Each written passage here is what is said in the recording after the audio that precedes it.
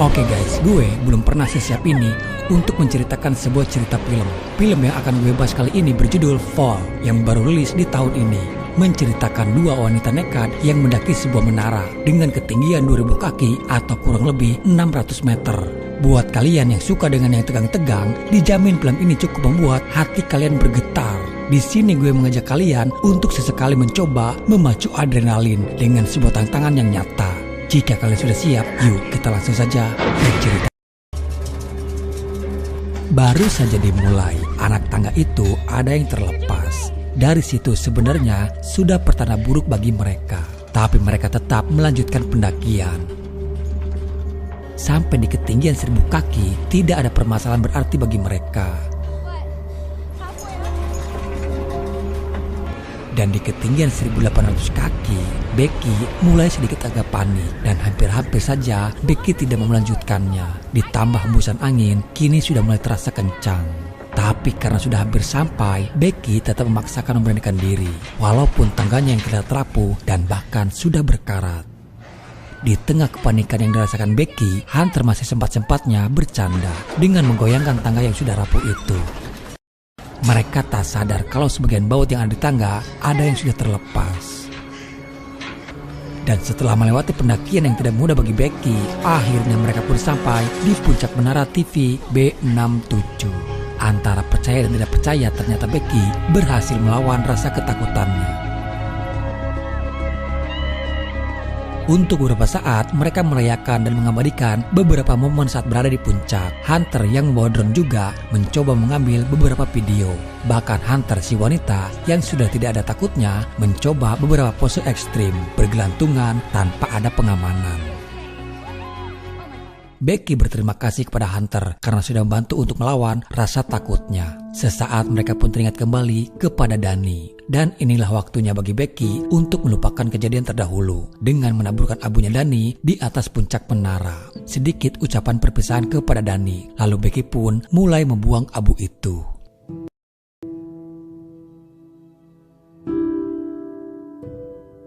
Kepergian Dani ternyata bukan dirasakan oleh Becky saja. Hunter pun merasakan kesedihan karena sudah kehilangan Dani.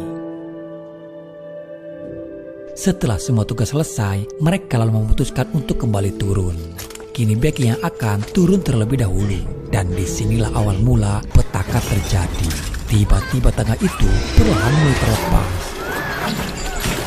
Becky yang hampir terjatuh, tapi untung saja masih ada tali pengaman yang terikat dengan Hunter.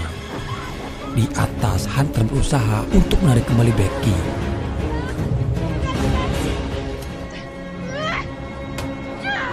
Untuk sementara Becky masih bisa selamat dari kematian. Sempat berpikiran semua akan baik-baik saja. Namun pada kenyataannya mereka kini terjebak di sana. Anak tangga itu sudah terlepas semuanya. Tak ada jalan bagi mereka untuk bisa turun. Becky mulai panik sementara Hunter berusaha untuk tetap tenang mencari cara lain. Becky yang melihat handphone, ternyata di atas sana mereka tidak mendapatkan sinyal. Hunter mencoba menenangkan Becky agar dia tidak panik. Dari puncak menara, mereka menemukan sebuah teropong dan ada suar. Setidaknya itu bisa membantu dan ada kesempatan bagi mereka untuk bisa ditemukan oleh orang lain.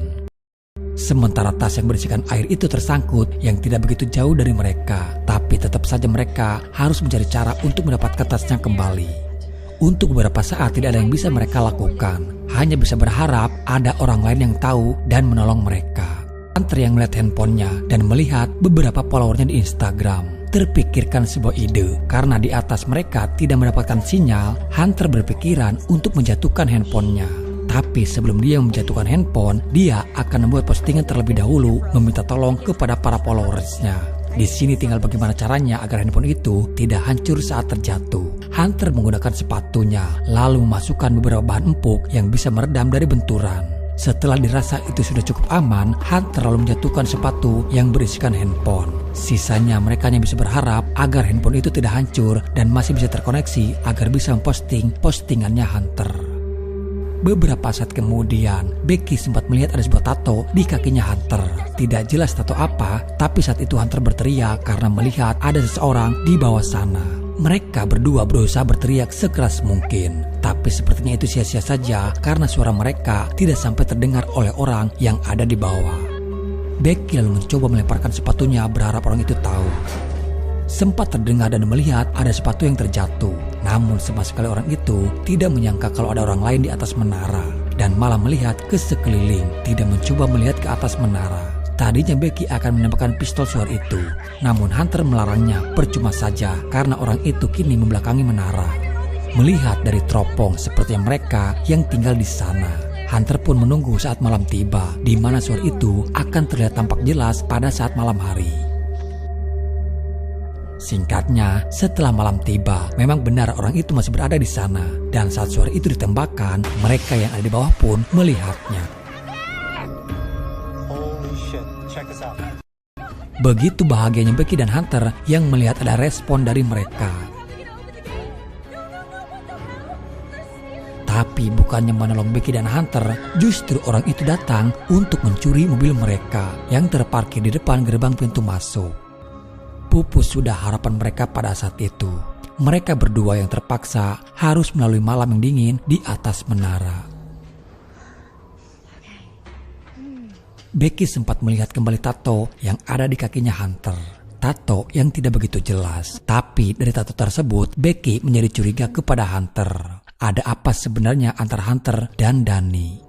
Dan akhirnya Hunter mengakui kalau dia sebenarnya ada hubungan dengan Dani. Perasaan Hunter kepada Dani tidak bisa dibohongi. Hunter benar-benar jatuh cinta kepada Dani. Mereka sempat berhubungan selama 4 bulan. Dan akhirnya Hunter memutuskan untuk menghentikan hubungan tersebut. Karena Hunter juga tidak ingin hubungan mereka bertiga menjadi hancur. Hunter sadar kalau itu adalah sebuah kesalahan karena mencintai pria yang sama. Dengan penuh rasa penyesalan, Hunter meminta maaf karena sudah berkhianat selama ini. I just didn't have the strength.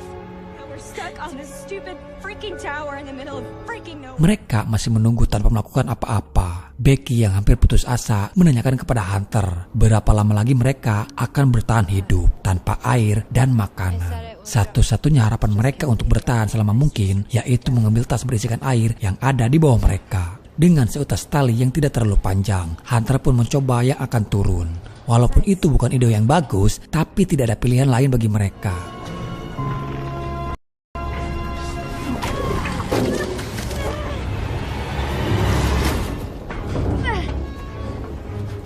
Sayangnya tali tersebut tidak bisa menjangkau tas itu yang masih tergantung di pemancar.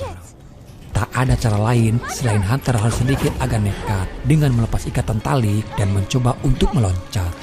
Untung saja dia berhasil menepi, setidaknya mereka masih bisa mendapatkan air minum. Dan kini tinggal mencari cara bagaimana dia bisa kembali ke atas. Dengan bantuan Toxis, Hunter berusaha menggapai tali. Bukan perkara mudah tapi dia berhasil mengikat Toxis itu ke tali. Tak ada pilihan lain, Hunter harus kembali nekat meloncat untuk menggapai tali itu. Kini giliran Becky untuk menarik Hunter. Dengan sekuat tenaga yang tersisa, Becky berusaha menarik Hunter. Sebentar lagi Hunter yang akan sampai menggapai tangga, namun naas, dia malah terpleset hingga akhirnya Hunter pun terjatuh. Becky yang sudah berpikiran buruk kalau Hunter tidak akan selamat, perlahan mencoba untuk melihat ke bawah. Dari apa yang dilihat oleh Becky, Hunter masih tergantung di tali. Tak mau menyanyiakan kesempatan, Becky berusaha sekuat tenaga menarik kembali Hunter.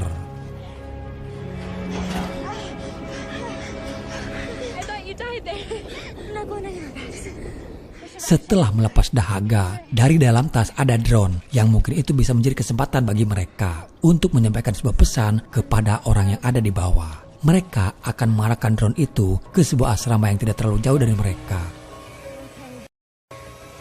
Namun belum juga keluar dari kawasan menara, baterainya yang ternyata sudah hampir habis. Tidak mau ambil resiko, mereka lalu menarik kembali drone-nya.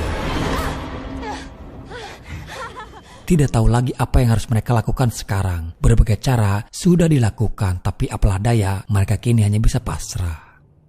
Di malam hari, tiba-tiba Becky kehilangan Hunter yang sudah tidak ada. Sementara burung pemakan bangkai sudah berterbangan mengincar mereka. Betapa terkagetnya dia saat melihat tubuhnya Hunter mulai dimangsa oleh burung pemakan bangkai. Tapi ternyata itu hanyalah sebuah mimpi buruk saja. Saat itu Becky melihat lampu tanda yang ada di atas mereka. Dia mempunyai ide teringat kepada trik yang pernah diajarkan oleh Hunter. Soal cara charger handphone di kondisi tidak ada colokan kabel. Sesulit apapun caranya, tidak ada pilihan lain selain mereka harus nekat dan mencoba. Setelah menjelang pagi, tangan Hunter yang terluka tidak mungkin bisa naik ke atas. Terpaksa Becky sendiri yang harus memberanikan diri untuk menaiki tiang lampu. Bukan hal mudah bagi Becky menaiki tiang itu di kondisi dia yang sudah sangat lemah. Becky yang hampir menyerah, tapi Hunter yang berada di bawah terus menyemangati Becky. Langkah demi langkah, Becky lewati dengan penuh rasa sakit. Dengan napas dan tenaga yang masih tersisa, Becky terus berusaha. Dan sampai pada akhirnya, dia berhasil menggapai puncak tertinggi di menara itu. Tak membuang waktu, Becky langsung menyambungkan kabel casan drone. Tapi tak semudah melihat tutorial yang diajarkan oleh Hunter. Becky harus mencari sesuatu benda untuk bisa menyambungkan kabel chargeran itu. Dengan bantuan dari cincin pernikahan, akhirnya dia berhasil membuat chargeran terkoneksi dengan drone. Selama baterai drone belum terisi penuh, selama itu juga Becky harus berada di sana. Karena hanya itu harapan dia, dengan segala upaya, Becky akan tetap bertahan. Butuh waktu yang cukup lama untuk mengisi baterai drone sampai penuh. Sementara cobaan dan rintangan datang silih berganti. Kini burung pemakan bangkai itu mencium bau darah dari lukanya Becky. Tangan Becky mulai gemetar karena sudah tak kuat menahan beban dia sendiri. Di lain sisi, burung pemakan bangkai mulai menyerang Becky, menambah beban derita Becky pada saat itu.